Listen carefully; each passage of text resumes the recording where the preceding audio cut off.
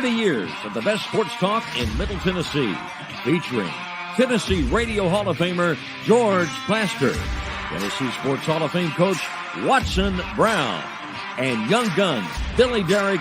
And now, here's your host, George Plaster.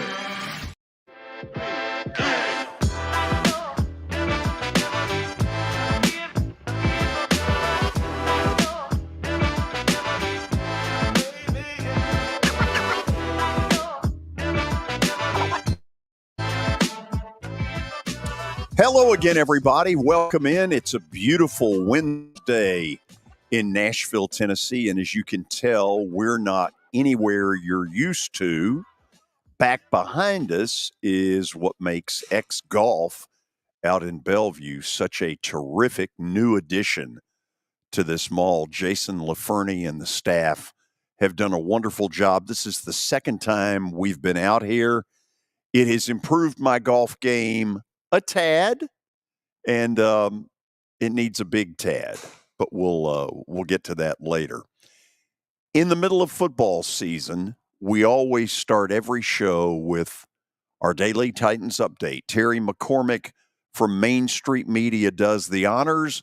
This report brought to you by Lori Burnett Leland, who wants to be your mortgage lady, and through the folks at USA Mortgage, that is absolutely possible. So dial them up, 615-969-4350. Let's say hello to Terry McCormick. Terry, what is the story? Skoronski was back in the locker room today. That's the good news. But the other part of that equation is it doesn't sound like he's going to be quite ready to play just yet. He said that he explained about the appendectomy that he had, said that he initially thought it was food poisoning and that the appendix actually ruptured, but they caught it in time, and he has lost several pounds. He wouldn't say exactly how many pounds, but looked to be a fairly significant amount, maybe 10 or so. And he's had lost his appetite in the aftermath of it, and he's working to regain that weight and strength before he returns to the field. Yeah, and look, we wish him not only safety, a quick recovery. God knows the Titans need him, but Terry, his health, foremost important, and I don't think anybody thought he'd play this week. No, I mean, I think it's kind of a rush to put him back out there this week. I think probably going to see more of the same status quo. I know that they elevated Justin Murray from the practice squad to the active roster yesterday, but he's really not an option at left tackle, where a lot of people are rightfully concerned about the play of Andre Dillard. Probably going to be more of the same, just trying maybe to figure out ways to scheme and get him some help, and hopefully not leave him in too many vulnerable situations like he was up in Cleveland. So what else is going on as they get ready for Cincinnati besides Joe Burrow's calf? Well, it's interesting that, this Titans team, they made a flurry of roster moves yesterday. They put Julius Chestnut and Mike Brown, two key special teams guys, on injured reserve. They brought back Otis Reese after having released him from the active roster. He's on the practice squad now. They also brought in Shi Smith, former South Carolina receiver, to the practice squad, and brought back an old familiar face who was part of their key guy on special teams and a decent defensive back from a couple of years ago. Dane Cruikshank was added to the practice squad. If he can pick things up with Mike Brown out, I wouldn't be surprised if he's elevated this week for the game against the Bengals, and perhaps even restored to the 53-man roster at some point a little bit later on, because this is a guy who was pretty valuable on special teams for them. You remember, I think he had a blocked punt to help them win a game a couple of years ago. He also was a guy who could cover tight ends from that slot position, and they would use him in that role, and really haven't had anybody come close to filling those shoes since he left. So a good pickup there of a guy that knows your system and can kind of hit the ground running. Well, we'll keep our fingers crossed, because this team It feels like, is it a little bit of a crossroads, Terry? They got their hat handed to them in Cleveland and did everything but wave the white towel in sort of a no mas. And in the past, when they have gotten the crap kicked out of them, they have normally, under Mike Vrabel, rallied. I don't know. I don't know if they have the goods to rally. My sense is they want to, but only time will tell. Yeah, I was talking to John Glennon, our buddy out there on the practice field today. We agreed that, for a team that desperately needs to win to avoid being 1-3, they're in a situation where they're facing the Cincinnati Bengals, and that's really not a good matchup for the Titans because you've got Trey Hendrickson and Sam Hubbard, and the Titans have offensive line pass protection issues. And then the strength of the Bengals, obviously, when Joe Burrow, of course, is clicking on all cylinders, is flinging the ball around to Jamar Chase and T. Higgins. And the Titans have cornerback problems. So to me, this is a very bad matchup on paper. It's going to take everything the Titans have and then some probably to pull this one out on Sunday, George. Terry, we'll wait and see. Thanks as always. Great report. And we'll do it again tomorrow. Same time, same place. Sounds good. Terry McCormick's Daily Titans Update brought to you by Lori Burnett Leland. She wants to be your mortgage lady. And through the folks at USA Mortgage, that absolutely can happen. Dial her up at 615-969-4350. Yesterday, I probably violated some HIPAA law in telling you all that Kelly's daughter had suffered a significant sports injury.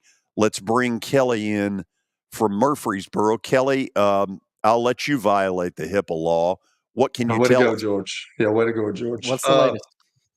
Well, she didn't break her ankle. She had a severe dislocation, which they said only 5% of the people that come in there had a severe dislocation like she had. So when she showed us pictures, it was pretty gnarly. She's still in a lot of pain. She's actually at the doctor's office right now with her mom and her sister. So we'll find out a little bit more. I hope she didn't tear all the ligaments. And if she has to have surgery, she's probably going to not make the season. So hope that doesn't happen. I hope it just strains some of those things and she can get it back. But yeah, it was a pretty gnarly injury. And she's tore up. She's upset. This is going to be her last year. She came back for a COVID year. The coach asked her to. So we'll see what happens. But, she's upset about it. But I told her, if you play sports, you guys know this. You play sports, at some point you're going to get injured. And she's already had a knee surgery. She had a meniscus deal where she missed about 6 weeks of the season a couple of years ago. And then she's had this. And it's pretty severe. But we never know until we get in there and find out. She had an MRI yesterday. So we'll see. You let her know we're thinking about her and also tell her it's a lot safer. It's hard to get hurt doing sports talk. Correct. It is hard to get hurt, which I'm cool with this now. I don't mind having the fingers broken and the knees broken and the ankles messed up and then 2 shoulder surgeries, a broken jaw. I'm not into that anymore. I'd like to sit right here and just talk about it. Yeah, I believe it. Billy, how are you today? I'm good, George. How you doing? Got your own camera? Yeah, it's too close whenever we're here. But that's okay. Is that a problem? Is that a bad thing? No, it's fine. Okay. It doesn't sound like it's okay, or you wouldn't say anything about it. Kelly has a good point there. Would you rather it be closer to George or closer to me? Neither one. Do I have to pick either? Or can I say neither one? Just go skull and crossbones in the middle picture. And George, I know that you're really positive about your golf game, but I don't care how many times you go to X Golf down there. Not going to help that, man. Well, let me say this, Kelly. I really don't care what you think. Okay. But I will tell you this. Okay. Big announcement. This year for the bowling, a different color shirt, and it's not because of you. Yes. Oh, yeah. I don't care. It doesn't matter who it's because not of. Because it's of different you. Colors. That's awesome. Someone whose opinion I value said we need a little change up, so we're going to work on this. This is a big development. Yeah, in the, so I started it though. I started it. I started it, but I'm giving you no credit. I'm doing to you what you do to me. As long as the color changes, I'm fine. I'm doing to you what you do to me in Plaster Bet of the Day, which is you're not behind me, win or tie. I'm really not. I'm sorry. I can mean, tell. at least I tell the truth. In a related note, the Angels just scored again. Good Lord. Whew. That was ugly. Well, do you have an update? I do. I hate to start the update on such a downer, but Hall of Famer Brooks Robinson, one of the most beloved and accomplished athletes in Baltimore history, has passed away at age 86. R.I.P. Mr. Oriole. And when we get Danny Evans on, he's got some incredible stuff on Brooks Robinson. By a mile, the best defensive third baseman in the history of baseball. There is You no think a third questioning baseman, of that. you think of Brooks He's Robinson. it. Defensively. Oh, absolutely. Yeah. I thought it was cool, too. Before the game, the fans gathered around his statue right outside Camden Yards. So I didn't know how. I mean, obviously, he's one of the best. Would you say he's the best Oriole probably of all time? Or Well, one he's of them? probably the most beloved. Yeah. Him and Boog Powell. And you got to remember, the Orioles of the late 60s and the 70s, they were a handful under the feistiest manager this side of Billy Martin in Earl Weaver. Brooks Robinson was incredible. And they finally are relevant again this year. Yeah. We'll see. They might be one my Bravos would love to play. Yeah. We'd love to get there. George, speaking of the Braves, they beat the Cubs last night 7-6. They overcame a big 6-run deficit. So they're sort of limping into the playoffs. Yeah, but here. I felt bad for the Cubs fans. This is a game the Cubs needed in the wild card chase. And the guy out in right field, and I cannot Suzuki. Thank you. Just basically whiffed on a fly ball that likely would have won it. It's something he never does. Yeah. Yeah. So, but we got some scenarios. The Braves can clinch. I don't want to hear it. The Braves can clinch the top seed in the NL tonight with a win. I do want to hear it. Yeah. Or a Dodgers loss at Colorado. Screw the Dodgers. Also, the Braves can clinch the top seed in the postseason overall tonight with a win and a loss by the Orioles. So there's a couple big scenarios for the Bravos tonight, Kelly, that you can keep track of. There will be a visit to Truist Park in about 10 days. Ooh. Going, huh? Oh, yeah. Absolutely. While I can afford it. Well, that's getting worse. That's when getting the tears worse go up. Yeah. Get them while you can. I hate to start out this update so somber. Kelly started it out with some injury news. We got Brooks Robinson, and now Connor Weigman for Texas A&M. He could miss. It's not official that he has missed the whole season or will miss the whole season, but he could miss the remainder of the season. He's facing a 3.5-month recovery from a weight-bearing bone injury in his foot, according to Billy Lucci of the Texas Ags. And Brent Zwerneman of the Houston Chronicle actually broke this story. The Aggies will roll with Max Johnson as a starter, who's a good player, good quarterback. Not bad. And if Weigman is done for the year, it would be the third year in a row that an A&M starting quarterback suffered a season-ending injury early in the season. Not good for Jimbo. No. Kelly, was Brad Johnson ever a teammate of yours? He was not. No, he was not. I was a teammate with one of his college teammates, which was Casey Weldon. Casey Weldon was a starter. Brad Johnson was the backup, and then Brad Johnson went and had the incredible NFL career. He won a Super Bowl with the Tampa Bay Buccaneers and didn't really play at Florida State, which is kind of unbelievable. But when we have the Texas A&M guy on all the time, I've wondered. Like we saw Max Johnson play at LSU. That's a pretty good backup. And yes, he's a tough kid. Yeah, absolutely. He's a tough kid. He understands the game. He's been around it his whole life. So I don't know if they'll miss a beat. To be honest, might even be better. I don't know. Brad Johnson, who won a Super Bowl with Tampa Bay, was a power forward at Florida State. The year I was at Memphis State, we were in the Metro, and we played them in postseason in the tournament. Brad Johnson was a starting forward. Wow, it's funny. Wow. Brad's actually got another son on the team.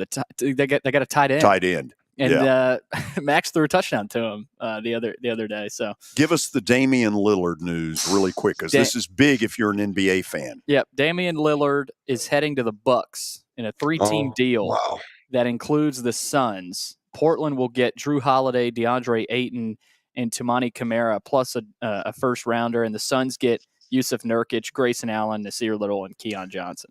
Damian Lillard is a stud, and if he is half as good in Milwaukee as he was in Portland, the East better look out. Mhm. Milwaukee's going to be tough because it'll help Giannis a bunch to get that threat from outside. And Lillard, when you say outside, you're talking, halfway to He's never seen out. He's never seen a shot he didn't like. That's for sure. Yeah. Also, Mel Tucker's been fired for cause, so I think we saw that coming. Shocking. We're not shocked. No. However, just remember the key words in that deal: lawyer up. Lawyer up. There's going to be some serious lawyer up in that deal. Yeah. Also, the Jets have signed free agent Trevor Siemian. That's the best they thought they could do. That might be the only guy out there, George. Who knows? I mean, all these other guys don't want to do it. Like, I don't know what's up with Carson Wentz. Like, I would have gone after Carson Wentz. Supposedly, his people inquired and were told, no, thank you. Really? Wow. Yeah. Anyway. He might play. Wow. Siemian very well could play Sunday night. Well, whatever. Let me I'm excited about where we're going after the break. And I want to thank Mike Walsh. Mike is an associate athletic director with Boise State University, and I'm going to kind of let him lead us down the path of why he has come on. He has written, I guess you would call it a paper, sort of detailing an idea for Group of Five. And because Group of Five have been left out there as roadkill wrongfully. Yeah. And I'm going to let him explain it all, but I really appreciate him taking my phone call Friday and agreeing to do this. And he's probably like, who is this goofball? Well, now he knows. If he only knew. You're right. If he only knew, he would never have agreed to this. We'll talk with Mike when we come back. Stay tuned from X Golf. This is the George Plaster Show. It was the most horrible experience that any mother could ever go through. I knew that I needed to get help. My friend, she immediately said, you need to call Bart Durham. And you guys were there within an hour. You guys are like family for us. Yeah, sure is nice to connect with the people that you're doing your best to help. Year number 2 of the Plaster and Friends Celebrity Bowling Night was awesome. And the reason is really simple. I chose Strike and Spare, and they were amazing. They have great food, great bowling, and a staff that is truly ready to go the extra mile to help you. They have 5 family fun centers in the area to choose from, and for more info, go to strikeandspare.com or call them at 615-824-5685. As the trusted premier custom home builder in Middle Tennessee, Donnelly Timmons has over 20 years of experience in the industry. Whether you're looking to build your dream home or renovate your current home, their team will ensure that every client and every remodel is unique, luxurious, and completed on time within budget. Founders Dustin Timmons and Joey Donnelly have over 25 years of construction experience in the Nashville area. Together, they have completed projects in Forest Hills, Oak Hill, Green Hills, Franklin, and Brentwood. Dustin and Joey believe that communication is the most important aspect of all construction projects. Therefore, they personally manage each project themselves and are involved in job site activities on a daily basis. Their commitment to quality and integrity has earned them an outstanding reputation among their clients. Contact them to set an appointment for a free consultation or to view some of their completed projects. Give them a call at 615-456-7983 or log on to DonnellyTimmons.com. I'm Watson Brown. I'm Kelly Holcomb. I'm Billy Derrick. We're the George Plaster Show. We've been Nashville's best sports talk for the last 30 years. And you know what? We still are. Catch us live weekdays from 2 to 4 p.m. Central Time in Nashville on YouTube, Twitter, and Facebook. Also, the podcast version is available on Spotify and Apple Podcasts. Looking for more than just awards and trophies? Southern Trophy House is your one-stop solution. For over 60 years, their team has created lasting impressions with a personalized touch. From embroidery to screen-printed apparel to corporate awards, signs, and name badges, they have everything you need to keep your brand shining bright. With their knowledgeable customer service team, you can relax as they create, produce, pack, and ship merchandise and awards on time and on budget. That includes etched crystal awards, custom-cut acrylic, name badges, embroidered Richardson ball caps, banners, screen-printed T-shirts, laser-engraved Yeti cups, and knives. Recognize your hard-working team from Southern Trophy House, where they do their best to help you recognize your best. Located at 2705 Nolensville Pike in Nashville, give them a holler, 615-256-7295. Visit southerntrophy.com. Southern Trophy House, for all your personalization and recognition needs.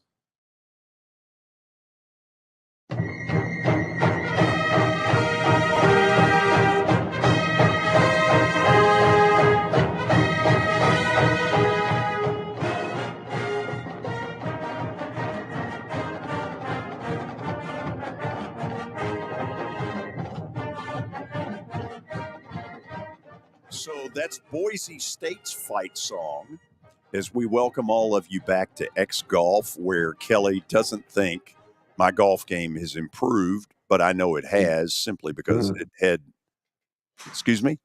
I mean, you've got to have some sort of athletic ability, George. You have none. Kelly, I mean, you can go out there and hit it all you want to, but I mean, it's just not going to happen for you. Sorry. Very heartwarming. Mike Walsh is laughing in Boise as he listens to this.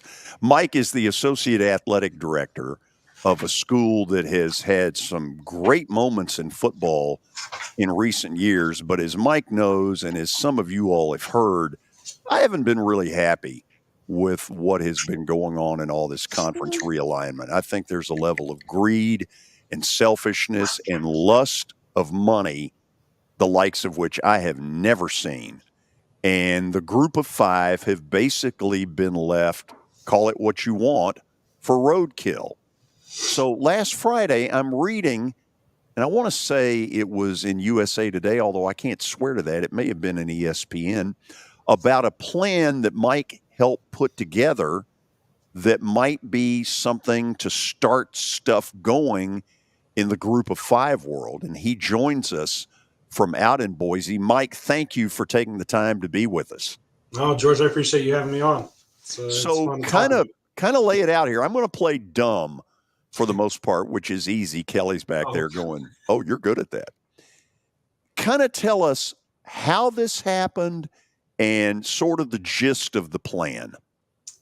Yeah, I think, to really get a grasp on the timeline of what this looked like and why we went ahead and put something together was you really have to go back a couple of years even, and just USC and UCLA, Texas, Oklahoma, all those different shifts that had happened. And at each point, for a school like ourselves, there came an inflection point that you wondered, does this do something for us? Are we moving? Are we not moving? Are we, what position are we in? What does that look like? And you go through these peaks and valleys and the ebbs and flows of feeling a part of it, feeling uninvited, feeling not knowing how to feel. And so all those different points happened, and it just felt as though the industry was happening to us, right? Instead of us being able to dictate some change and identify where we wanted to be a part of it and how it was going to work for us, how we wanted to be a part of this ecosystem, essentially college athletics. And then we talk about it. We talk about how could we introduce change? How could we introduce something that would work for us and work for everybody and bring value? And it wasn't quite real enough. The conversations never got to the point that it was real enough to say this is absolutely worth the time in the middle of everything else with fall camp, football season, and all that. It's worth the time to just dive in and figure this out. But then when Colorado left, formally, announced to the Big 12 and kind of the rest of the dominoes fell from there, it felt real enough. And there were conversations with our athletic director and others that we trust within, the industry out in our neck of the woods to say, I think it's worth it. I think the time is now to put something together, to put it on paper, and to start a conversation and to figure out how can we put something out there. And at first, we really thought this was going to be an internal document, and we would talk about it and share it around, and eventually people may see it. But the impetus is to stabilize major college athletics in the West. I grew up on the Pac-10. I have spent the majority of my career in the Mountain West, and this is what I know and love about college sports. And I'm not alone by any stretch of the imagination with that. I know plenty of people who, as the Pac-12 continues to dissolve, don't know where to turn and don't know what's next and how are they going to follow college sports, and do they want to? And so there was this opportunity to step up, find something outside the box, find a conversation that other people were only having on the surface, and dive into it, put it on paper, figure out a way that would create compelling and unique inventory and ideas and assets from a media standpoint for people to consume. And promotion and relegation, obviously not a new idea. It's been around for centuries. When you talk about soccer, it's in plenty of sports. It's not just soccer. It's in plenty of sports across the ocean. And, EuroLeague basketball is another example that we look at sometimes to say the way they do it sometimes is a little bit different than Premier League or some of the other soccer leagues that you look at most frequently. Are there things to take from EuroLeague basketball? Are there things to take from other leagues across the world that do things a little bit differently, that add value, that add, is something going to be compelling? You're in the media world, you're in the content world, you understand compelling is what matters. And this is a way that can do that. And like I said, we're not the first ones to say it, but I do think that the formality behind the proposal, the depth of the proposal, I think is what sets it apart. And that's why the conversations are kind of starting in earnest around this. Mike, what's been the reaction to what you put on paper? The reaction has been incredibly positive, which is awesome. There are so many people that just want to be a part of it, that want to be a part of the discussion. A lot of the reason for getting it out there, and it got out there before we really knew that it was going to be completely frank, was it got talked about. It got talked about off the record to different sources, and eventually it bubbled up to the point that where it was coming from and where it originated from was becoming obvious. And so at that point, we kind of had a decision to make and said, you know what, we're going to be bold. We're going to be different. That's what we do. That's what Boise State University is. We're innovative and creative, and we're going to live by that principle and that character trait. And we're going to see where this can take us. But really, the huge positive of having it out there is for people to provide feedback, to shoot holes in it, to see what elements of it do make sense and should be explored, and what elements of it don't make sense. I'll be the first to admit the proposal itself is very forward. It is the fullest extent, of what this could be. That doesn't mean that's where it's going to land. So who are the decision makers that can get in a room, have a conversation, pick it apart a little bit, say what they do and don't like, say what they understand and don't understand, and have further conversations and really identify what that looks like. I think the conversation around promotion and relegation, or whatever other alternative system has been talked about prior to this, the conversation has been able to stop at, well, I don't like it, because there's not a ton of depth. But when you add depth and additional level of detail, you start to pull out the why. And people they can't just say, I don't like it. There is enough here that is intuitive, that people understand, and there's enough information that you have to start to say why you disagree. And that's where we can really get to have sincere conversations about what is feasible, what is viable, and what is not. Or as I would call it, meat on the bone. Mike, is this about to spur, and I guess I've wondered why it hasn't already happened, some weekend where the 8 to 10 most important group of 5 athletic leaders get together in some resort and basically hash it all out? That would be wonderful. from my standpoint and from what I think that this could lead to, that would be an incredible outcome. I don't know that it's necessary. I think, especially when we talk about college football, when we talk about what's driving it, you look at the CFP and there's a lot of change that is coming there. And I think it's an easy excuse to fall back on to say that some of those things need to be figured out first, but there's truth in that too. There's truth in the fact that those people in that room, the new executive director, what's the new model going to look like once they move beyond the 24 season into the 26 season with a new deal and a new, revenue share distribution model and all these different things. There's reality to that there aren't maybe some massive decisions that can be made ahead of some of those decisions. And so I don't know that this, necessitates the level of conversation that you just alluded to, but I do think it becomes smart for those of us in that situation to have a plan B, to have, if then when. If this is the way the CFP goes, then what are our next steps so that we're not put in a spot that we're licking our wounds, at that time and then trying to figure out what's next. And so now is a time to be able to do that. There's a lot of dust that has settled. There's still some that needs to settle, but a lot of that dust has settled. And so how can we take advantage of the opportunity in front of us that we have a little bit of runway before some TV contracts are up to try to figure out a way that's going to work for us? It's funny you say that, Mike. The college football playoff just got this notification from ESPN. They have delayed any talk of format changes to the expanded 12-team field that will begin next season. They're opting to instead continue to wait to see what the future of the gutted Pac-12 will look like. What they need to do is invite Mike into the room. Maybe we need to tell Bill Hancock that the next time we see him. Do you know this guy, Mike Walsh? It's crazy. I thought he was in the room. I was just notified as he's talking about it.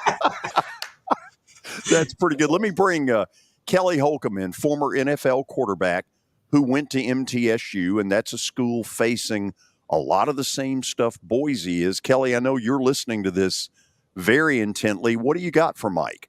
Yeah, and this is really cool because my son plays at a Group of 5 school. He's at Troy right now. So, Nice. You always wonder, like, what are the middles of the world? What are the Troys of the world going to do when all these big conglomerates get together? So I know, I've read it. Just tell our listeners kind of what it is, what you're talking about. It might take a little bit.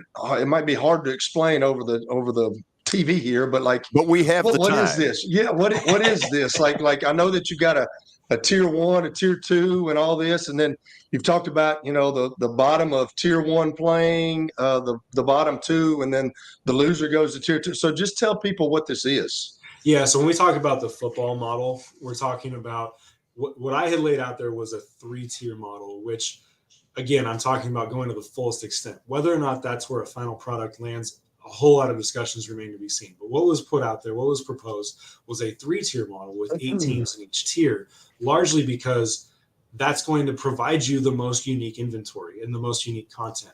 And so, yes, to your point, we're talking about, you get to the end of the season, you've got essentially the way it would work is if you finish 8th in the regular season standings in tier 1, you will play next year in tier 2. If you finish 6th and 7th, you have a championship game.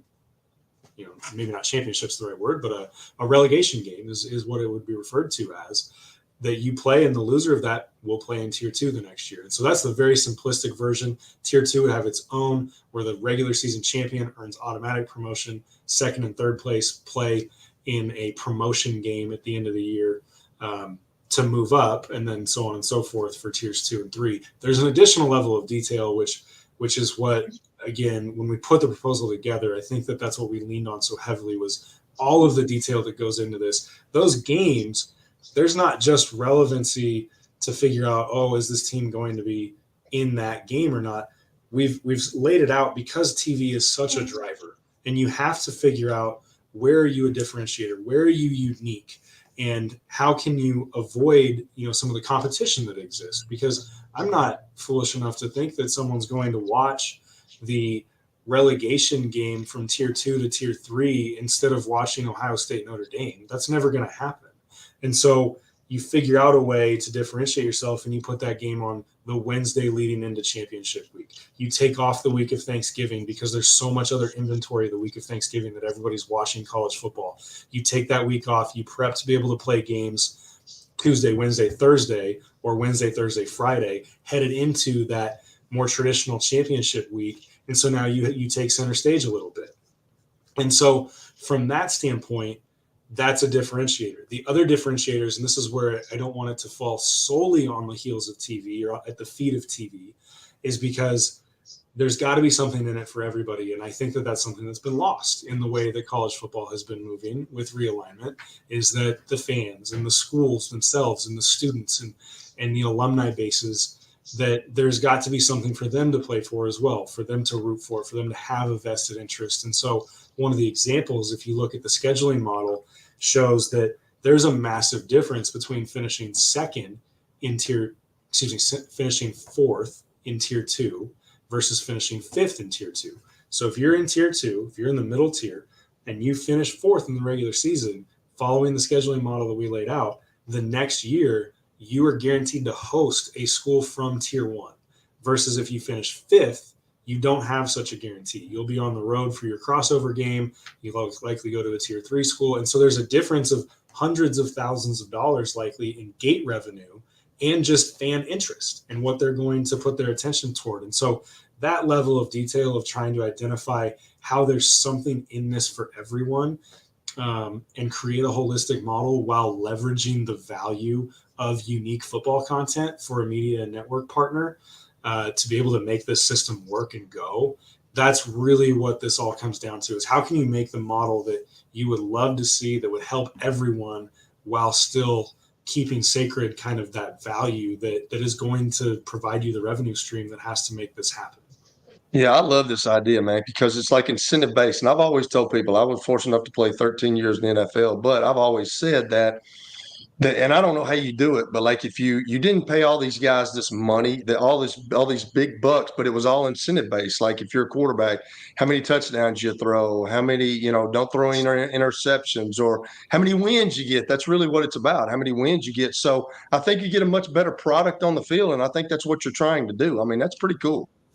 It's a huge part of it. Yeah, you're gonna have to make a commitment at some point. And that's something else that, in the non-football sports, you can kind of take a look at in this model, because I think that the football model is where promotion and relegation can work. But in my model, you've got 3 tiers, which becomes 3 individual conferences. And so that setup is that you have a permanent conference that you are affiliated with for all of your non-football sports. And as an institution, that is where you live. And then football, the where you play and the membership is a bit fluid through an alliance with those 3 conferences. And there's a lot that still has to be sorted out through lawyers and different things contractually with how that can work. But that is the suggestion. That's the recommendation, to provide that opportunity for the non-football sports. We heard a lot of that feedback from schools like Oregon and Washington when they did make the jump to the Big Ten, that they're going to be sending softball and volleyball and soccer and track and some of these other sports to Rutgers, to Maryland, to, you name it. There was a little bit of that pushback, and you've got a lot of student athletes in those sports that hail from California. There's a ton of talent that comes out of California and other Western states. They want to play in front of their families, and they want to be regional, and they want to play at their legacy institution that their families went to. And there's a lot of things there that have seemed to be forgotten at some juncture, somewhere along the way. And so how can you keep that sacred while still finding a way to extract value from the entertainment item that really has become college football? And if you do football just differently enough, that's where I think that this window, you can thread this needle and find a way to do it. And with football, then you have a choice to make as an institution, as an athletic department, about where you're going to invest and how much that's going to mean to you, to be able to create those opportunities for yourself and your school. Yeah, I know that you said that you had floated this around to a bunch of ADs. So this is my last question. So have you floated it out to Oregon State, Washington State, those guys? I mean, have they talked about it, or is it just some of the lower schools that you talked to? But I told George this yesterday or the other day. I think the Pac-12 may be the best conference in college football this year. I know they got the best quarterbacks, and I'm starting to think, like, are we making the right decision here with having to take our kids from LA to play Rutgers? Which I don't think that's very good. I like tradition. I would like them to stay on the West Coast. I really do. But have you floated that to Oregon State or Washington State? I've not personally had a conversation with their leadership. I know they're aware of it. I have not had that conversation with them, and we have some conversations to still have internally. But, our athletic director has received a lot of outreach since this has gone public from a number of people saying, let's talk about this. Let's have a conversation. Let's figure it out. Maybe it's not perfect today, but let's figure that out. To answer your question directly, I have not had personal contact with any leadership at Washington State or Oregon State, but I know they're aware. I know that they have to think differently. I'm a Washington State alum, so I follow what's going on up there very personally and have great interest in it. And like I said, grew up on the West Coast following the Pac-10 as it was at the time, and it means something to me. It means something to me to make sure that there is something in it for them and in some way for those institutions and the others around them to still benefit from college athletics and all that goes into athletics. I mean, there's so many life skills and lessons that come out of sports that I don't need to tell you guys about, that you're fully aware of, that to be able to continue playing that at a high level for a huge segment geographically of our country is important. All right. Kelly, we need to make this guy the czar of college football. I like it, man. It's a great idea. With me being a group of five guy, with my son being a group of five guy, you just don't want to see those guys get left out, because now with the transfer portal, George, Mike, a lot of these guys from big schools that are not playing at big schools are coming to these group of five, and it's making those guys relevant, and they're starting to compete with these big schools. We play football at a high level. There's no doubt about that. Absolutely. I saw somebody ask about Ashton Genty. He popped up on the screen. We love I Ashton. watched him Friday night. Oh my goodness! You saw a show then. He's incredible, and like, I mean, he's a standout for sure. But we have guys come through here like that all the time. Yeah, we've got a lot of guys in the league right now.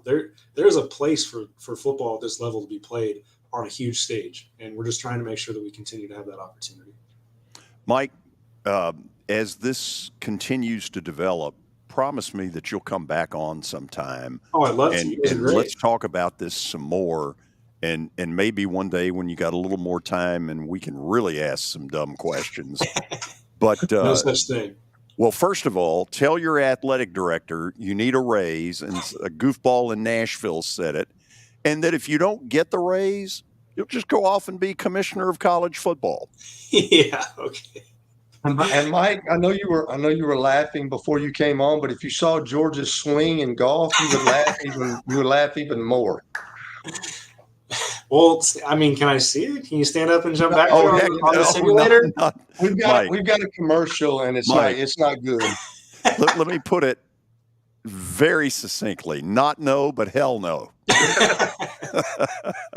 Hey, thank you for coming on here. I hope that you have incredible success with this. I admire the fact that you've kind of taken the bull by the horns.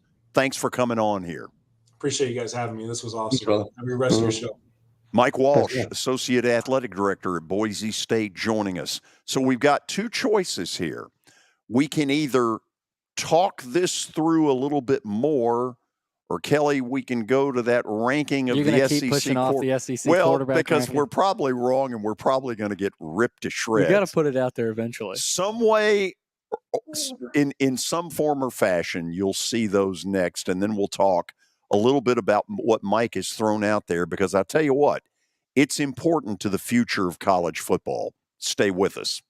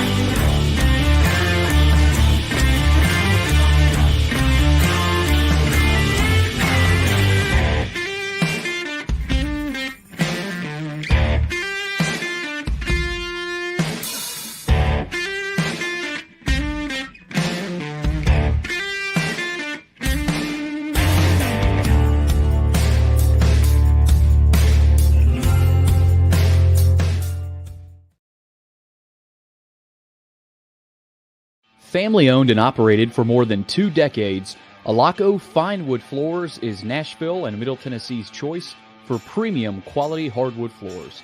Since 1995, Jimmy Alaco and his army of employees have embodied the approach of taking pride in one's craft and providing superior customer service, growing from a one-man shop to a team of 23 professionals who share the founder's passion for quality craftsmanship and customer satisfaction. If you are interested in contacting them, you can find their headquarters at 2505 Winford Avenue in Berry Hill, or give them a call at 615-356-0303. Again, that's 615-356-0303, or log on to alacofinewoodfloors.com. Alaco Fine Wood Floors, serving Middle Tennessee's hardwood flooring needs since 1995. Forget the fact that Sir Speedy Music City is owned by my BGA classmate James Warren. Their work stands on its own merit. James and his staff do incredible work, as evidenced by the huge banners at the Plaster and Friends Celebrity Bowling Night. If you're looking for quality to help your marketing and business communications, and you want it at a reasonable price, these are your folks. Call them at 615-832-9511 or go to print at sirspeedymusiccity.com. And be sure to tell them Plaz sent you. You can't see the sights without the sounds. From the crack of the bat to the roar of the crowd and everything in between, discover what Hit City has to offer. Spend your nights cheering on the Nashville Sounds at First Horizon Park with giveaways, fireworks shows, theme weekends, and more. Single game tickets are on sale now. Visit NashvilleSounds.com to claim your seat today. For over 35 years, Wilson Bank & Trust has been committed to providing customized banking solutions to help individuals, families, and businesses in Tennessee achieve their goals. As your full-service community bank, we are proud to offer loans with competitive rates, local decision-making, and fast, friendly service from our experienced lenders. No matter where you are on your financial journey, Wilson Bank & Trust is ready to help you take the next step. Visit your nearest Wilson Bank & Trust office or online at wilsonbank.com to get started today. Member FDIC, Equal Housing Lender.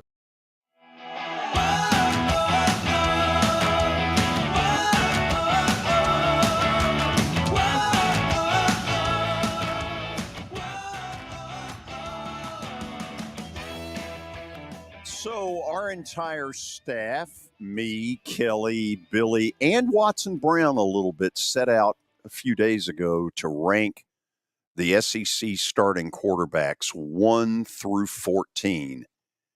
And I'm here to tell you it's not easy. And part of the reason it's not easy is why we think there's been a little bit of a drop-off this year in the quality of SEC football. I'm not saying they're bad, but there are not a lot of great ones. So let's just reveal, and listen, you're going to have the chance to tear holes into this because there's some stuff I put together that I'll admit right now, even I don't agree with. Upon further review, for instance, I would probably have Spencer Rattler more like third, Weigman moved down to fifth. I feel pretty good, Kelly, about Jaden Daniels being number one. And after that, this was a hard exercise. Well, I'm going to preface this with the viewers that I was on the golf course yesterday, and I got the call from George. He always knows that I play a game on Tuesday, so I got the call from George, and then 5 minutes before that, I'd get the call from my wife. So I was kind of out of it. You know what I'm saying? So. Yeah. But you're absolutely right, George, because normally in the SEC you got some pretty talented guys there, and this year Heisman Trophy types. Yeah, I just said it to Mike. Like I think the Pac-12's got the best group of quarterbacks in the country this year. I really do. So it was really hard, and like some of these names you don't really even know.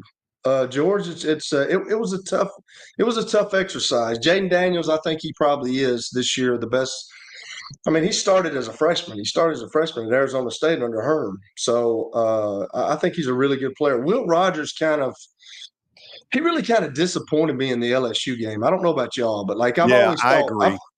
I've always thought about Will Rogers as being a really good quarterback. He was obviously in the Mike Leach system where he threw the ball all over the place. Now they've got him playing different, but like his eyes were wide open. Didn't look like he was very confident. Didn't look like it looked. I'm not going to say scared, but he just didn't look like the same guy. So I was very disappointed in that. Jackson Dart, I've never been a huge fan of Jackson Dart, but I will say this. He has played good up until the Alabama game, and he didn't play bad in that game either. So I don't know if he should be ranked that high. I'm kind of with you. I would rather probably Spencer Rattler, which I'm not a huge Spencer Rattler guy either, because he was in front of Caleb Williams, and then Caleb Williams kind of took over at Oklahoma. And then he had some, he was sour about that, so he left. It's really bad to hear what's happening with Connor Weigman. We talked to a guy a couple of weeks ago. Yeah, we talked to a Texas A&M beat writer the other day that said he's got a legit opportunity to be really good. So they've got a good guy in Max Johnson, but it would be fun to see him. Brady Cook, I really don't know much about him. Do y'all know much about him? He's played well this year. I mean, they've got a really good offense. They've been in some close games. He's got a really good receiver with him. I think that has helped him. He's not a guy that jumps off the page, but he's played well, and I would put him in the top half. The only change I would make is obviously Weigman. He's done for the season, so you can move up Rattler. I might even put Rattler higher than Dart, like you said, Kelly, and maybe even higher than Rogers. Now that I think of it, at least right now, because if Rattler, he cooks Saturday in Knoxville in that atmosphere, that cements it. That will yeah. Because I think number 1 is pretty settled right now with Daniels, and number 14 is pretty settled with Swan. But other than that, I mean, there are a few guys you got to have in the top 5, but after that top 5, it's a mess. Milton is a tough one because he really is. Against Clemson in the Orange Bowl, I'd have had him as high as number 2. Mm-hmm. I also have seen him at times where I'd have given him a double digit. Yeah. I just don't know. And there's a lot of guys with potential, like KJ Jefferson. KJ Jefferson should be embarrassed. He should be in the top 5. But his lack of ball security is at times alarming. Yeah, it's really bad. And I'm kind of looking at this. And I may have we may have probably should have put KJ Jefferson in front of Joe Milton. But like you're right. I mean, he has turnover issues, and he started there for a long time. And a couple of years ago, I thought like this dude's going to be really good, but it's like he's just kind of settled to stay where he was instead of getting better. So I don't know where he is now. Devin Leary, like he's at a new school. It takes a while to adjust. He was really good at NC State. He got hurt last year. I mean, do we really know anything about him? Not much. Jalen Milroe played better in the second half. It was the whole thing. Just I don't like. I'm like you, George. I don't know what Nick Saban said at halftime, but that Alabama team in the second half was like the Alabama teams of old. Yes, I mean they come out and they just punked Ole Miss. I mean, and Jalen Milroe played really well. He was throwing the ball. He was completing passes. So, that's one you got to watch. Now the other guys, man, I don't. The Mertz guy did not look good against Utah at all. I thought he was awful. Peyton Thorne from Michigan State. He's at Auburn now. I mean, they've used three quarterbacks, I think, last game. So, they always say when you have 2, you don't have 1. Well, what happens when you don't got 3? Do they all stink? The Carson Beck number may be unfair, but the fact of it is we haven't seen enough we don't to get all they haven't played gushy about him. They haven't played anybody. I mean, they played South Carolina, but, and he did well, but he hasn't done anything to really make you pop. But I think there's some chances for a lot of movement this weekend in these rankings, specifically with Graham Mertz, right? So I think if Graham Mertz goes to Lexington and beats Kentucky and looks really good doing it, he can move up. And then you go to A&M and Arkansas. I think if Arkansas is able to beat A&M at home, you can see Jefferson move up potentially. Georgia, they're at Auburn. I think that's a good shot for Beck to prove, okay, he can go on the road and win a game. But if it's just business as usual. Georgia runs the football. I think it might take a while for Bet to really move up into our rankings. We're in a weird season where it is possible that all of the players in the Southeastern Conference who have left early to go pro, that it's finally caught up a little. Tony was talking about that yesterday, and you know what? He might be right about that. He's absolutely right. That's a good point, George, because we've always had the guys at Alabama. You had Hendon Hooker last year. You've had guys that can play, but and this happens at some point. You just always hope that you got a guy behind the starter that can step into his shoes and play. But I talked about it at the beginning of the year. There's so many question marks at the quarterback position, and I think you're seeing it right now. Okay, we'll probably redo this at some point. Was it perfect? No. Can you shoot holes? Absolutely. I can shoot holes, and I was part of doing it. Any way you do this, you're going to have holes shot. It's a hard one. I would be curious if any of you have your own 1 through 14. Feel free to share away. It. Yes. Bring it on. Bring it on. Bring it on. We need suggestions. After the break, we'll have stat of the day. Then Danny Evans and a lot of remembrance of the greatest defensive third baseman in the history of the game. Brooks Robinson passed away yesterday at the age of 86. For a younger group that never saw him, watch the highlights. In the 70 World Series, he makes plays nobody could make. Hang with us. Convenience and value, 2 words that we expect when we do business. Our goal at JHA Company is to deliver just that, both to our school partners and to our customers. Whether you're purchasing photos, yearbooks, class jewelry, letter jackets, school spirit wear, or senior graduation products, we strive to make the experience easy, convenient, and cost-effective. Find out more at jhacompany.com or call 615-867-6345 for more information. JHA, one source, one company.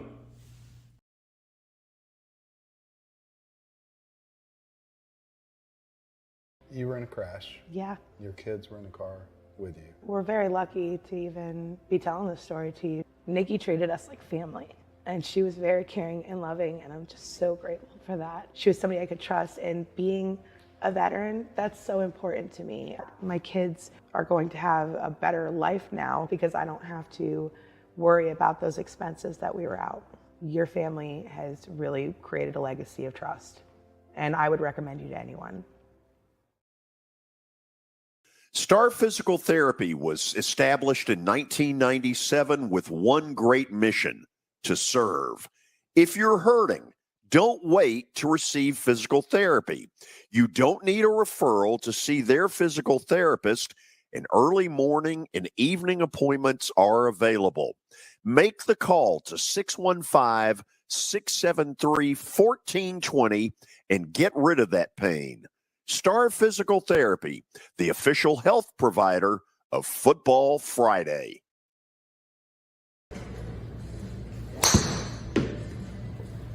So who said I can't be a golfer?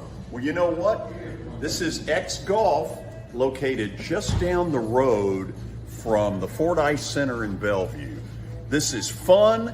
It'll improve your golf game, and you need to stop in and check it out. 8138 Sawyer Brown Road, and who knows, I may get to 200 before it's all over.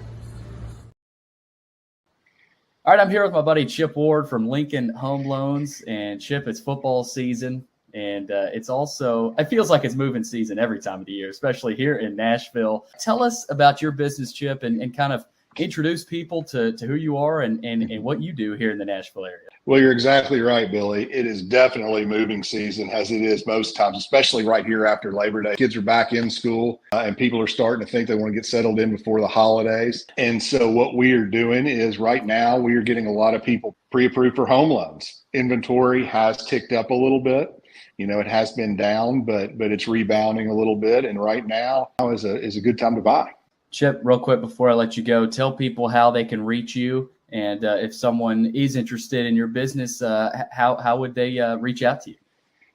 Well, sure. At Lincoln Home Loans, you can reach me at 615-500-7579. My URL for my application page is chipward.net, and my email address is simply chip@chipward.net. And so I'd love to hear from anybody. I can answer any questions about the whole home buying and financing process.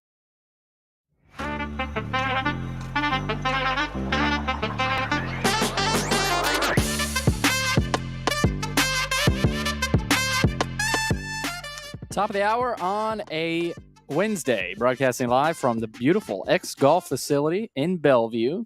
Come check them out here on right off Sawyer Brown Road, right off Highway 70 as well. So beautiful facility. Might get some shots up later. I want to see Kelly swing though. We need to get him out here. Oh, let me tell you, Kelly can play. He can rip me all he wants. We need to get you and Kelly playing each other. No, we don't. It'd be ugly. Kelly's pretty darn good.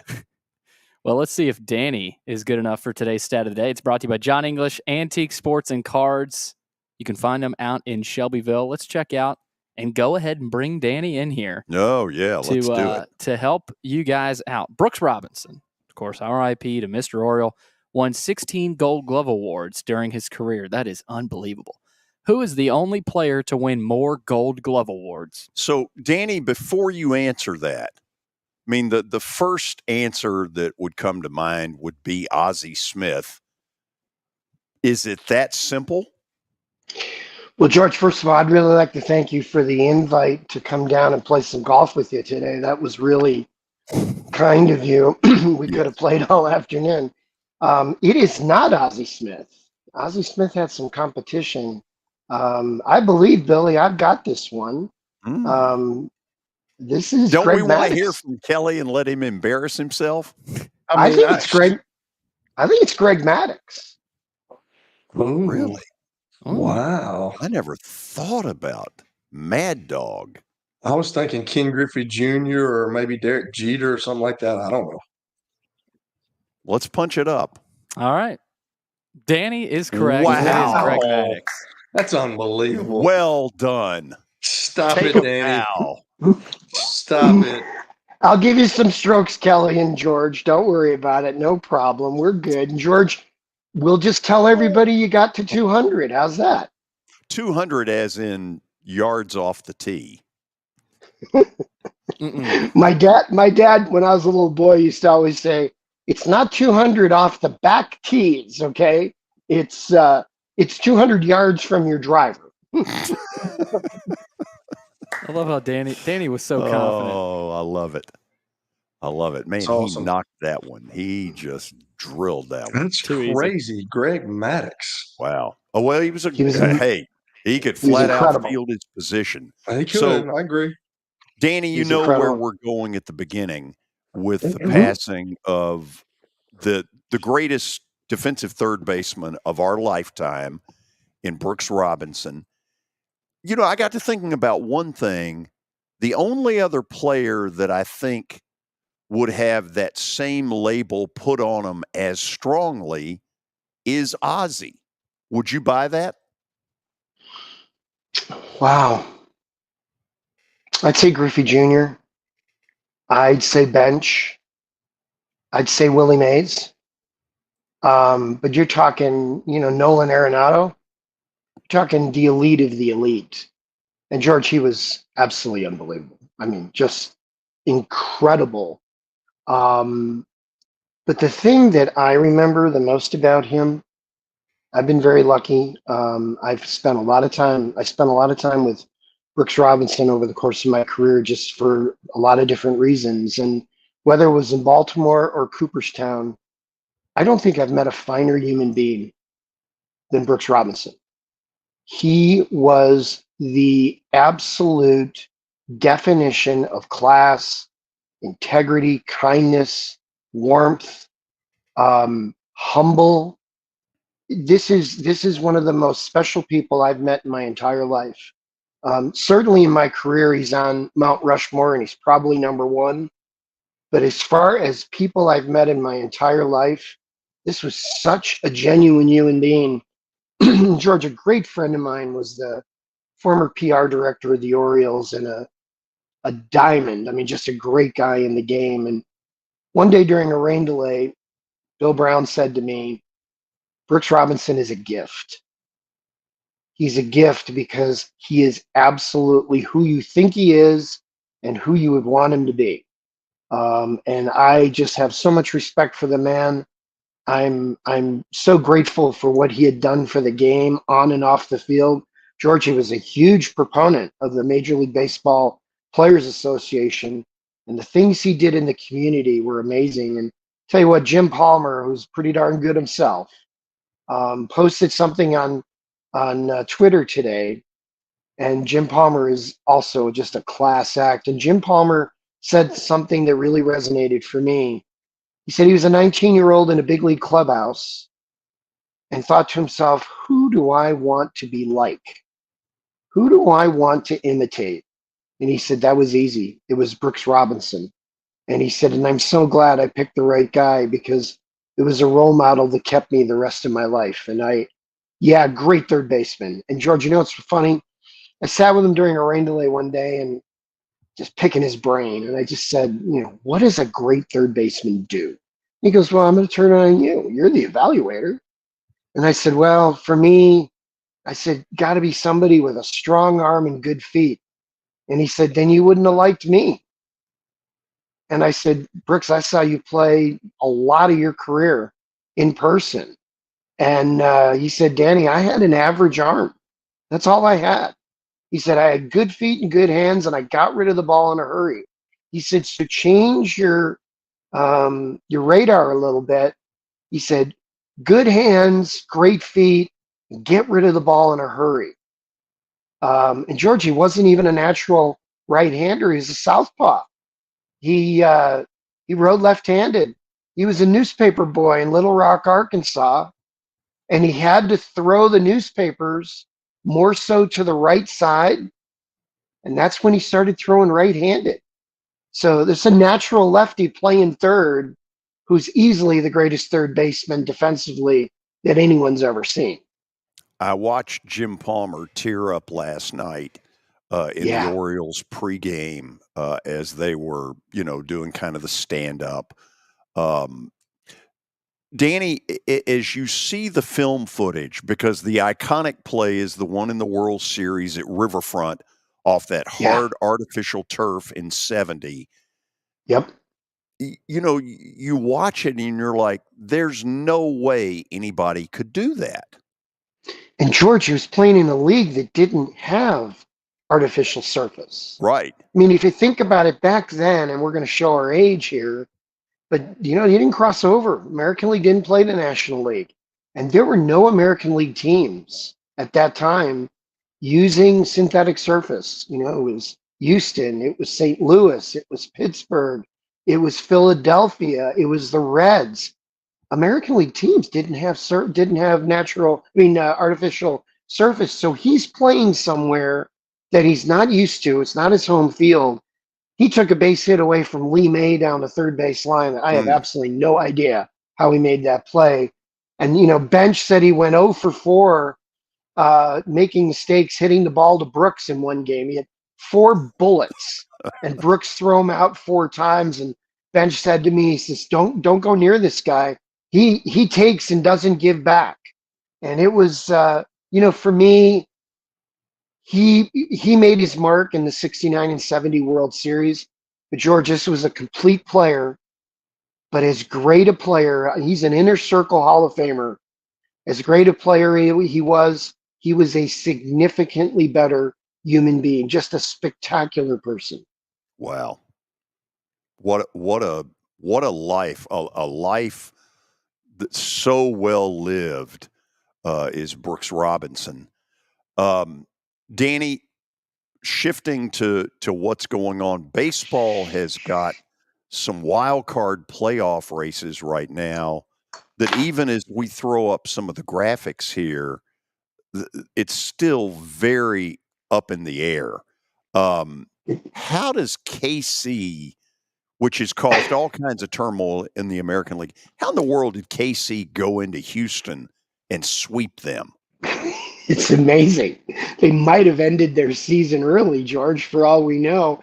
And I think it's one of the beautiful things about the game in September you play 150 games to get to that point. The other team is 40 games out of first place. You take them a little lightly, they come in and they absolutely embarrass them. But George, there's two great races right now. I mean, great races. The American and National League have serious races. And, I see the Marlins coming through this thing in the National League. I think they're going to get in there ahead of the Cubs, ahead of the Reds. Just vibe for me. They've got a better schedule. They've got the tiebreakers. Something about that club, I just feel like it's going to happen. And, in the American League, you couldn't ask for, a better showdown. Houston's playing Arizona. So, here's Arizona trying to get in, and Houston's playing them. And then you get Tampa and Toronto playing each other at Toronto. I don't know. I like Tampa. I like the Astros. I just think the Astros are the right team at the right time. Dusty Baker is just one heck of a good manager. I mean, I'd love to see the Mariners get in, George, but something tells me we're going to be seeing Dusty Baker on TV next Tuesday. Danny, you mentioned Seattle. What I love about these races, because I've gotten home late both Monday night and Tuesday night in time to flip on the MLB extra innings package and see more than 40,000 2 nights in a row on weeknights in Seattle, which just never happens. And those people are into it. And that's the beauty of this wild card race.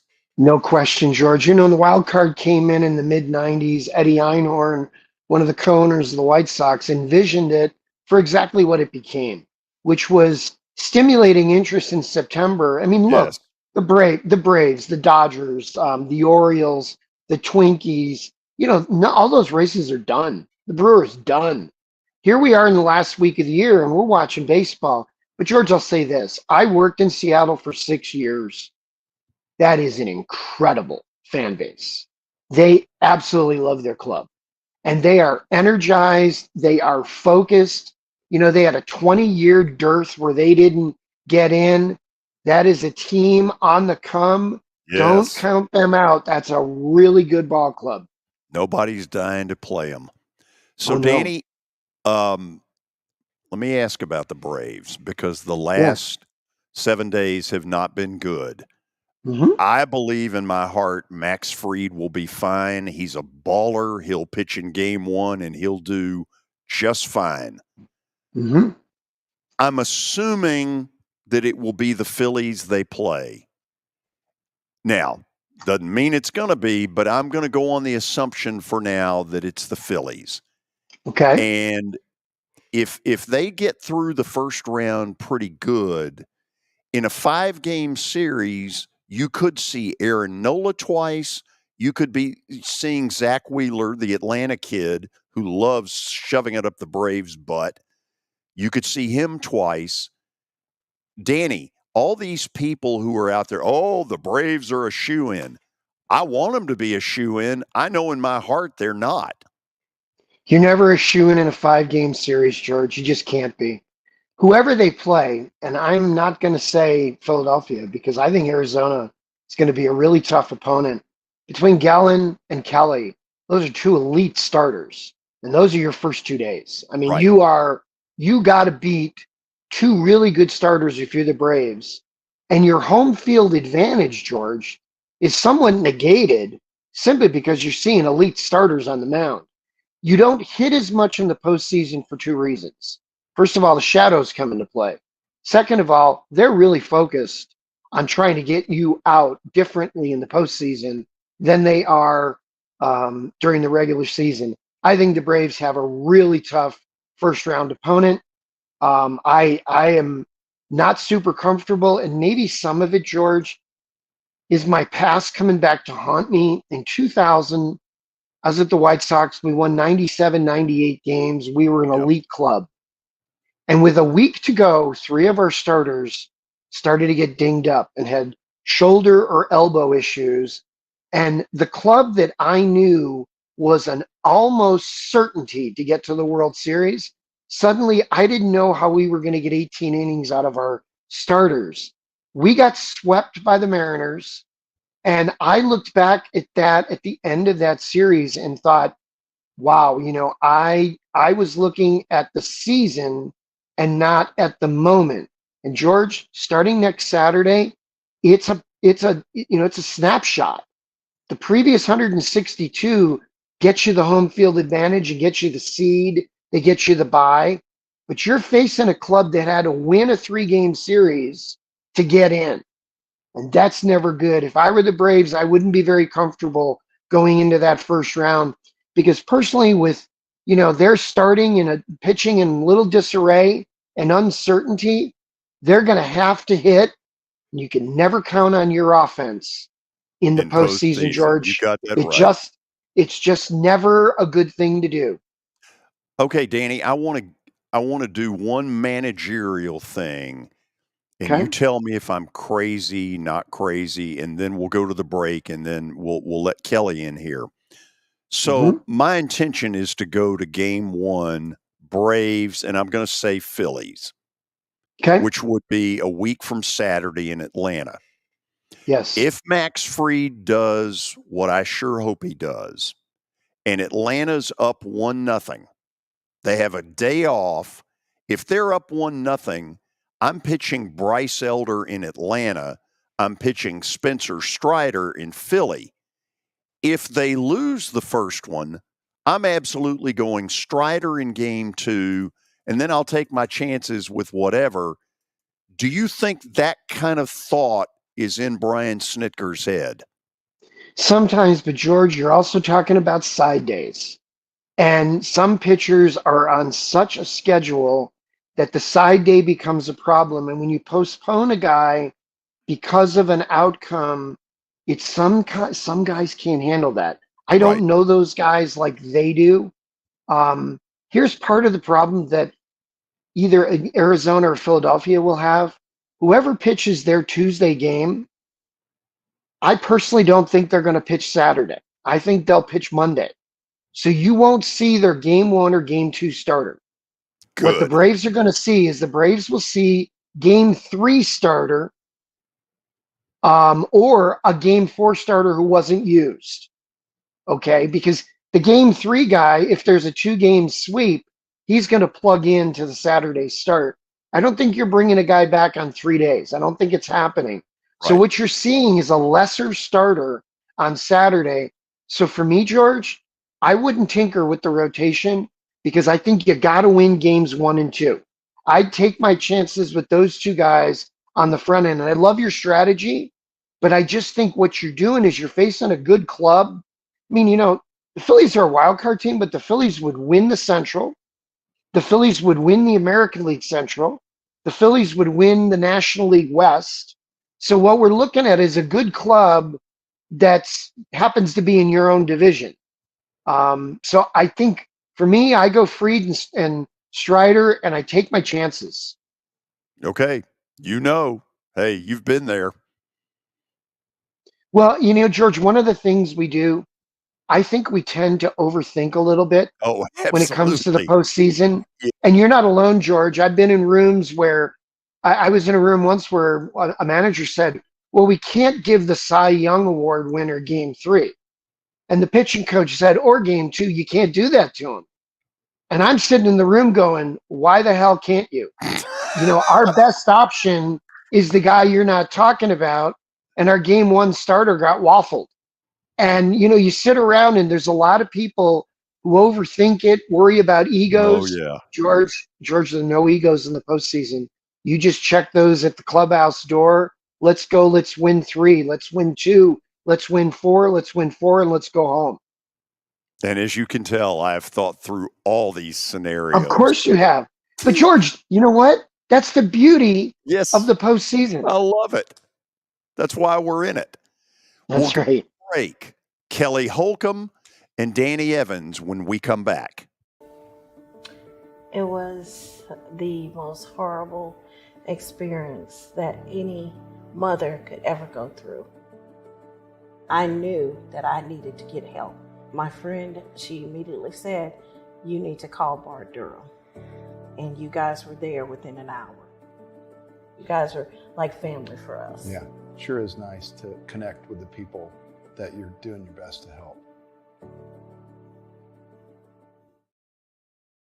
Year number 2 of the Plaster and Friends Celebrity Bowling Night was awesome.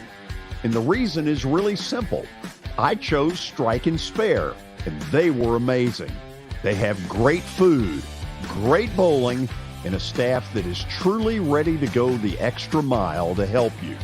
They have 5 family fun centers in the area to choose from, and for more info, go to strikeandspare.com or call them at 615-824-5685. As the trusted premier custom home builder in Middle Tennessee, Donnelly Timmons has over 20 years of experience in the industry. Whether you're looking to build your dream home or renovate your current home, their team will ensure that every client and every remodel is unique, luxurious, and completed on time within budget. Founders Dustin Timmons and Joey Donnelly have over 25 years of construction experience in the Nashville area. Together, they have completed projects in Forest Hills, Oak Hill, Green Hills, Franklin, and Brentwood. Dustin and Joey believe that communication is the most important aspect of all construction projects. Therefore, they personally manage each project themselves and are involved in job site activities on a daily basis.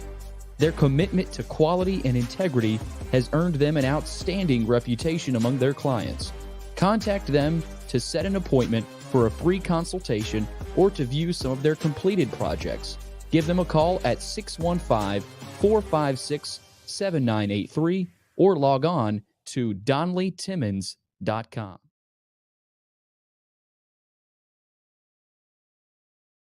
The George Plaster Show is Nashville's best sports talk, 2 to 4 p.m. Monday through Friday on Twitter, Facebook, and YouTube.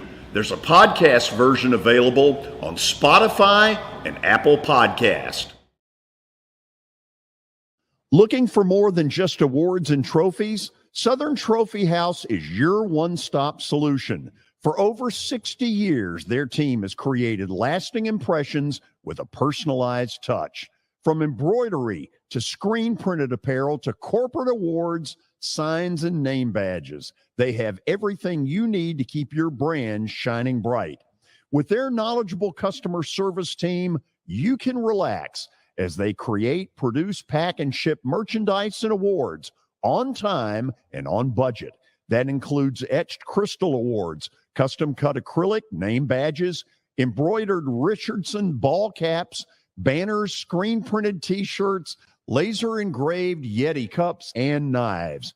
Recognize your hard-working team from Southern Trophy House, where they do their best to help you recognize your best. Located at 2705 Nolensville Pike in Nashville, give them a holler, 615-256-7295. Visit southerntrophy.com. Southern Trophy House, for all your personalization and recognition needs.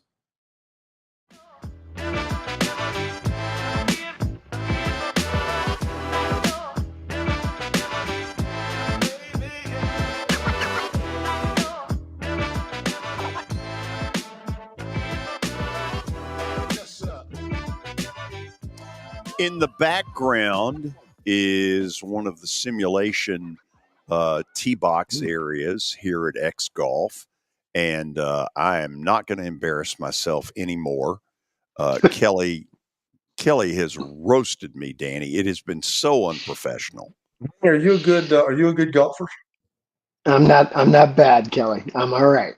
Well, I mean, in order to beat George, all you got to do is have a breath and be able to stand up, and that's all you got to do. Kelly, you play him in a one club.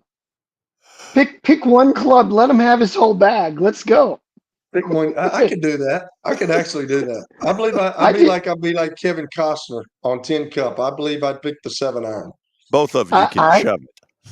I did that with a great friend of mine once. It was one of the most fun rounds of golf I've ever had. Was it? Did you win? Did you win?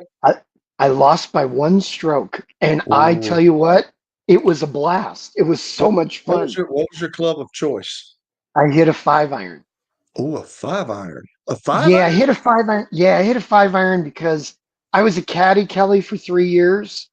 And that was about as much distance as we could hit on the range. So as a result, that club I used everywhere I could. And it just feels good. If it wasn't going to be a 5, it was going to be a 6. And I'll tell you what, I had a great time. And my buddy tells me to this day, oh, you only had 1 club and I had 14 and I beat you. And I'm like, yeah, you shouldn't be talking too much smack about that, pal. That's not so good. Absolutely not. Did you have to putt with the 5-iron, or did you use your Oh, putter? yeah. Oh, no, I had a putt with it too. That's brutal. Wow. That is brutal. Oh, yeah. I was like, I used it like a. And he only beat you by 1 stroke. That's really bad. That's embarrassing. Well, Kelly, he's pretty bad. So, I mean, he's fun bad. He's one of those good guys. And my dad, Kelly, used to always say, you're not good enough to throw a club. So that's a sport that I just love playing. But Kelly, let's take him on. Let's let him play from the whites, and we'll have a little fun with Jorge. Come on now. He don't need to play from the whites. He's got to go up to the women's tees, dude. No. We have to call them the advanced tees. Oh, sorry. Or the forward tees. The forward tees. The senior citizen tees. I don't want to offend anybody. I'm sorry. Yeah. One of the beauties of turning 60 is being able to play from the forward tees, boys. I'm gonna tell you. George, where are we going to play from? Are we playing from the back tees or the gold tees or the white? I mean, I don't need to play from the white. I've never seen the gold tees in my life. I know you was about to say something. What were you going to say, George? Well, he said something about the club felt so good, and I was like, I've never had a club feel good. Imagine what the club's saying. Well, the club, when other people hit with my clubs, I mean, it's not the club. That's a very difficult realization. Gracious. By the way, guess where I'm going to be tonight, Danny? The Preds exhibition game. Bingo. Had a baby. We're going to be fun, as is your team. Your Blackhawks. Yeah, I'll tell you what. They open tomorrow night on the exhibition game, and there's going to be a whole lot of DVR in tomorrow night after that game's over for me. Nice. So, Danny, when you go come to Nashville? Soon, because I'm looking. George is going to get us over to X Golf, and we can play a little bit. I mean, come on. We might even mix in a show, right? Why don't you come in and be a celebrity bowler at my charity bowling event? I think you ought to. The Monday after Thanksgiving. Well, let's see if we can do that, George. And you know what? I'll be back there the following weekend for the Nashville Winter Meetings. Well, there's the obvious winter meetings. Yeah. Okay. Yeah. Let me see. I'd love to do the bowling event though, because the bowling event is just absolutely wonderful, and it's for a great cause. Let me see if we can figure something out there. That's great. Kath and I would love to do that. So that'd be cool. Your people and my people will get together. George, I like it. People? George, you have people? No, I can't afford people. People cost money. I know Danny's got people, but you don't have people. Got George. no people. That's all right, George. We still love you, George. Said at one point, got no mama, got no daddy. This was after they had both died in the show, and he goes, got no reason for living. And he was hungover bad. And every shirt that George wears has been given to him. Oh. You know, it's the free, if it's this, a friend of mine used to call it the free it's for me wardrobe. Absolutely. If it's free, it's for me. Give me 3. Sponsor. George is sponsored by so-and-so. And I love it because he has no problems with it. He's that's right. And if you do get to come to the bowling event this year, you will not have to see the god-awful shirt that George made famous the last couple of years. So he's going to come out with a different colored shirt. So hold on. Let me explain this. Danny, I wanted to do gold shirts because in the playoffs, a sea of gold looks great. Well, when everybody's wearing gold, you can see it. but I've had a couple people say we need to change it up a little. So well, I started it, and he don't want to give me credit No, for it. hell no. I'm not giving you any of the credit. Someone who has credibility suggested I make a change. I would suggest a haberdasher or somebody who has style points involved here and let them run with it. I always feel when once you get out of your lane, you just go further and further, George. I would just say, hey, what's a good color to somebody who really knows? Thank you. Yeah, because that color that he's had wasn't very good, wasn't very attractive. It's the end result, though, right? You want to raise a lot of money for a great cause, It's for a good cause, and that's it's amazing. Like the first night I showed up, it was amazing because I've known George for a long time, and I was shocked at how many people he knew, and I was like, "Golly, man, this guy does know a lot of people." He sure does. Hey, Kelly, here's a question since he's not listening right now. Do they have nets that they lower on either side of the stall, the golf stall, to protect everybody around him? They prepare things close. That is great. That's amazing. And he swears up and down that he's been going and he's gotten better. There's no way. Well, what's beautiful is the liability is such that the people in the stall next to him said, "Hell no, not on a live broadcast. I'm not going down. It ain't happening." For just a minute here, Danny, Nick is alive. That's great. Hey guys, I was at one of those a few years ago, and a guy went do right and plugged a guy in the behind. And the guy turned around and he said, "I think you need a mulligan." And the guy, without missing a step, said, "Well, that's better than needing a new backside." And the place erupted. Man. And I just thought to myself, I'm behind this guy. I'm in the next group. No chance I'm playing in that lane. No chance. Hey, Can't do it. That's like Tin Cup when Kevin Costner hit it and he looked around and said, "How did you hit that?" That's what George would do. Wasn't this a baseball segment? It was. It was at one time. No question. My bad. So we'll get back on to baseball. I'm sorry, George. You're right. Let's talk Ryder Cup. The boss is Ryder Cup. Why not? I'm good with talking Ryder Cup. I know a little bit Solheim. about Ryder Cup. So let me ask you this, Danny. Your GM cap again, and I've been on teams like this that have been really bad. And I can remember a coach. We were 0-10 when I was with the Indianapolis coach. How do you keep those guys? Like, how does a team like Kansas City go into Houston and beat them like they did? You know, like at this time of the year, when you know that you're out of it, like what does the manager say or what does the GM say? Are you playing for yourself? Are you still part of the team? Like, how do you get that? How do you get that going? Kelly, a great question. One of the biggest challenges in sports when you're eliminated, when you're done. Yeah. I think it comes from your core. I don't think it can come from the GM, from the manager, from the coach. I think it's got to come from one of your veteran players who demands accountability, demands professionalism, demands giving people, a professional showing. And I don't think that resonates from a manager, a coach, a GM. I think that's bluster. And I think if you get to that point, you're in trouble. I really think it comes to a core. I just think of some of the great players that I've been around that were great leaders. In most cases, better leaders than they were players. And they just said, that is not the way we're going to do things here, guys. It's not going to happen. Now, I saw something yesterday. I went to the Dodger Rockies doubleheader at Coors. And, here's the Dodgers going to win 100 games. They're winning their division by 10 plus games. And they had about 20 guys on the field before the first game of the doubleheader, Kelly. And they're working on fundamentals at 11 o'clock in the morning. The Rockies going to lose 102, 105 games.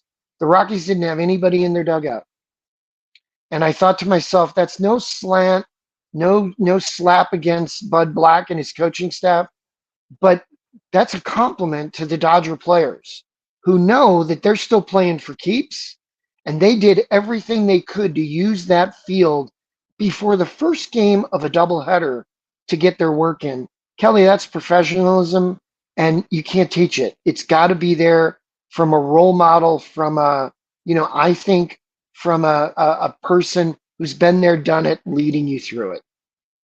Yeah, everything is team oriented. Everything is leader. I mean, the leaders in the clubhouse obviously got to step up. So let's talk about Georgia's. Let's talk about Georgia's team. How much pressure is on the Braves? They've been kind of the darling of the baseball world all year, hitting all these home runs. Got some really good players. Been out in front of the division. Probably going to win the most games in the majors this year. Obviously, the Dodgers are right there nipping on their heels, but when they go into the playoffs, and you said it earlier, when they go into the playoffs, if they lose that first game, I'm sure you've managed teams like that have been really good, and everybody's expecting all these expectations out of them, and then they go in and they lose the first game of the playoffs. No question. How much pressure is on those guys? Those 6 months didn't happen all of a sudden, Kelly. You're playing for your life. They lose game 1 of a 5-game series. I mean, you got to win 3 out of 4. After that. That first game is immense. Here's part of the problem, Kelly. In baseball is a 800-meter relay race for 6 months. And then suddenly it's a series of 100-meter sprints. You've got to win 11 or 12 games to get in. And as a result, that 103 to 105 wins that they take into the regular season, all it got them was a bye and the home field advantage. The big problem is baseball's a timing sport. So you don't play Monday through Friday. You have a series of simulated games. You're not going to get hit. They're not going after you. It's not aggressive. They're not pitching to your weaknesses. You have 5 days where you don't play the game the same way you've been playing it for 6 months. And then suddenly on Saturday, you are expected to win. I think they're in trouble. I really do. I just think they're in trouble because they're an offensive club that has trouble with their pitching staff right now. And I think their biggest series this postseason is going to be their first. But look at the Orioles, Kelly. The Orioles are no different. They've never experienced this. And then all of a sudden, next Saturday, they're going to have either Toronto or Tampa in their ballpark. The Dodgers will have the Brewers or the Cubs, and that'll be a battle. And I'm looking, Texas is going to have Houston or Minnesota. Those teams with the first round buys, last year that didn't go very well. I think 3 of the 4 got beat. So I look at this and I look at the Braves and I love the Braves. They're a great club to watch. They've been a great story, but they're not coming in to the postseason the way they would like to come in, and their opponent is going to be nasty. They're going to have a really tough first round opponent. Sorry, George. Sorry, George. Throw up. Yeah. So I got 2 more for you. Who's your National League MVP? Mookie Betts. Mookie Betts. Okay. Mookie Betts. I love Acuna. I love him. But just watching Betts take ground balls 3 hours before the game yesterday at second base tells me everything I need to know about what he's been for the franchise. And his offensive numbers and his WAR numbers are better than Acuna. I think his defensive contribution with his versatility puts him over the top for me. Okay, so if Shohei hadn't played in the last couple of weeks, is he a shoe-in though for the American League MVP? Absolutely. 10 WAR, stunning contribution. Kelly, for me, one of the 10 best seasons in the history of baseball. Oh, wow. And he hasn't played in what? Weeks. Yeah. It's extraordinary. Andy, we're going to take a player that has 53 homers, 135 RBIs, and he's not even going to be in the top 2, talking about Matt Olson. Matt Olson, yeah. I know. I was at the game, the first game yesterday with a buddy of mine, and he had a great line, George. He said he's not even getting a medal. Freeman, Acuna, and Betts will battle it out. Freeman will probably surpass Olson. And here's Olson with 50-plus bombs, a massive RBI total. And I know RBI aren't as much as, heralded as they used to be, but they are what they are. He's had an extraordinary second half. And Olson and Freeman in any other year would be easy favorites for the position. Yes. One of them's not even going to get a medal on the stand. And that is incredible. They're and not going to hear their own it's, anthem played. No. And it shows you how elite the National League position player group has been. And for that matter, guys, the Cy Young Award, people are handing it to Snell. I don't hand it to Snell. I look at Strider and I go, what has Strider not done that makes him special? There's other guys who've had great years. I think there's some really super individual honors out there. And for that matter, look at Carroll of Arizona. He's had an extraordinary season. He's going to be 5th in the balloting. This guy's had an incredible year. Logan disagrees, Danny. He says Acuna slapped Betts out in L.A. No way you can pick Betts over Acuna. I get it. I get it. Logan. But you know what? At the same time, I just think, Billy, the comment is I get it. And I don't have a problem with Acuna. Mm-hmm.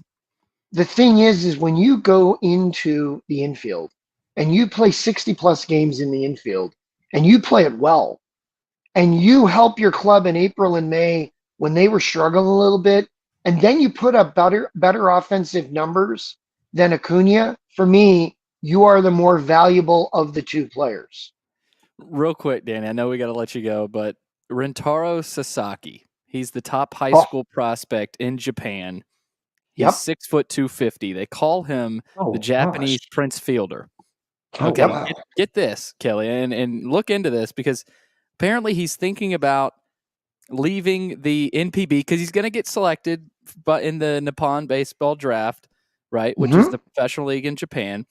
But he wants to play collegiate baseball in America, and he's eyeing Vanderbilt.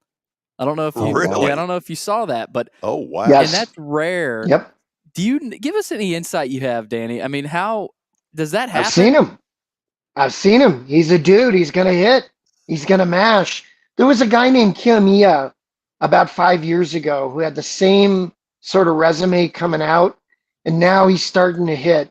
A guy, Miyamini, who's playing for the Fighters, who had a monster home run as a freshman in high school.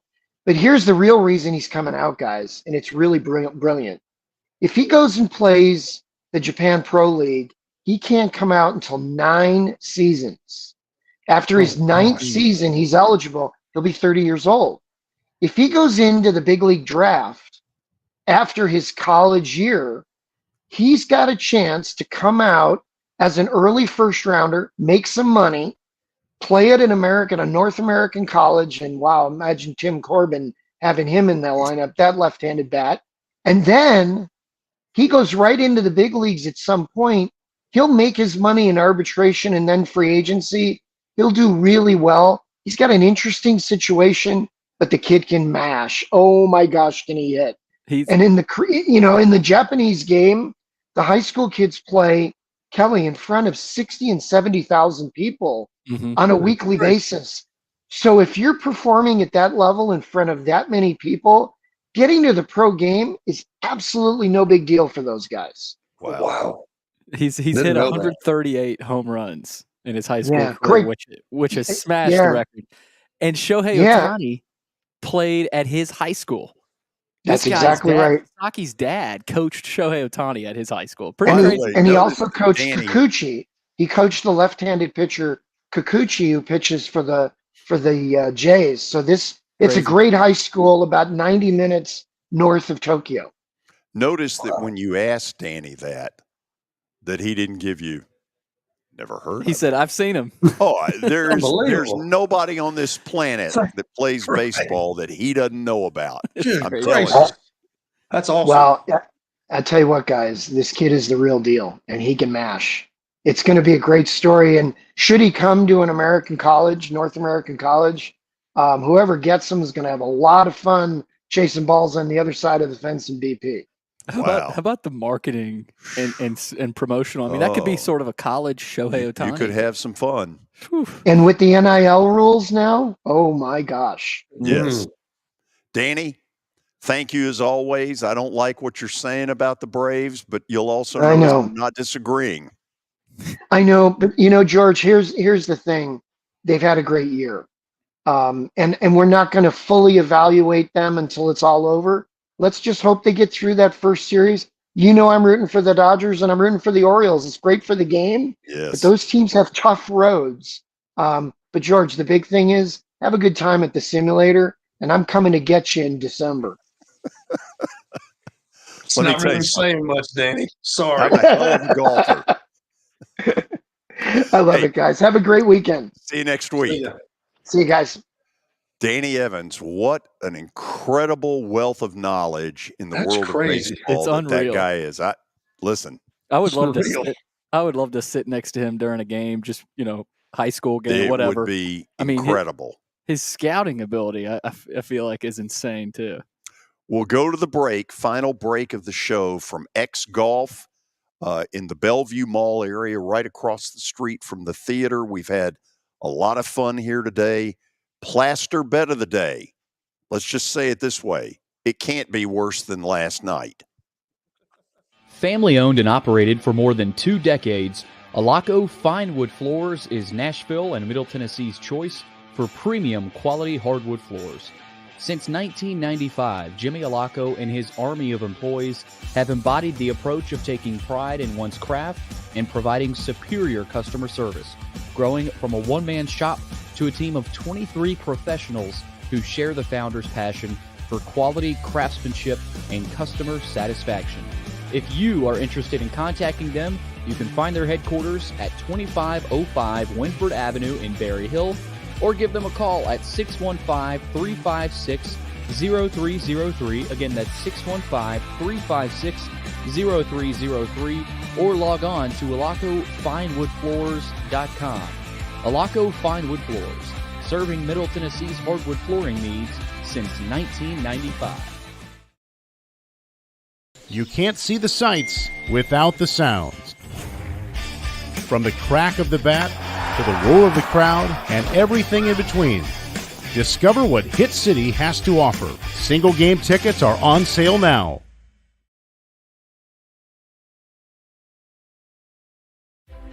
Starting to save for your future doesn't have to be difficult.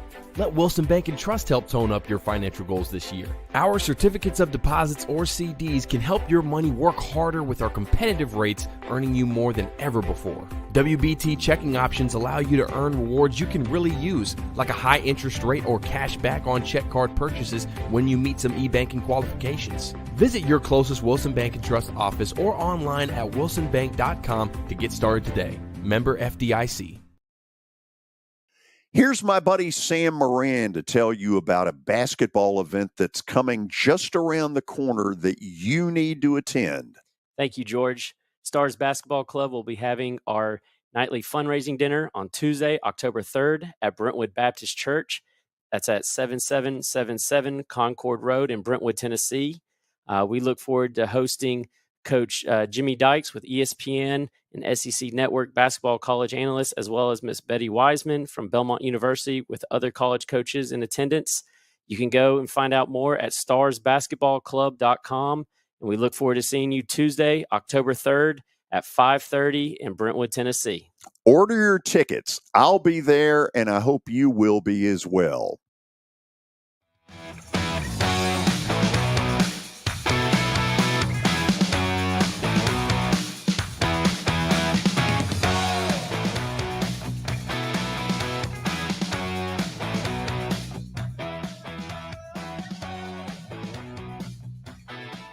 Final segment on a Wednesday, broadcasting live from X Golf in Bellevue. As we close it out, it's time for Plaster's Bet of the Day, brought to you by Bart Durham Injury Law. See what we've got last night. The Rangers took a loss. Or did they not cover? Well, in baseball, covering is simply winning. They got smashed. I think it was 9-1, something like that. I fell asleep on it. You didn't see that coming, did you, George? No, I really didn't. The Angels got up 9-1, and it was early that they got up 9-1. The Rangers had been on a roll. I would like to see them win the West for my buddy Chuck Morgan, who is their PA announcer of 38 years, the former voice of the Grand Ole Opry. And also in that division are Seattle and Houston, and that's where I'm going tonight. This is postseason baseball being played the final week of the regular season. This one could eliminate Seattle, at least mentally. The winner tonight gets a good leg up in this race.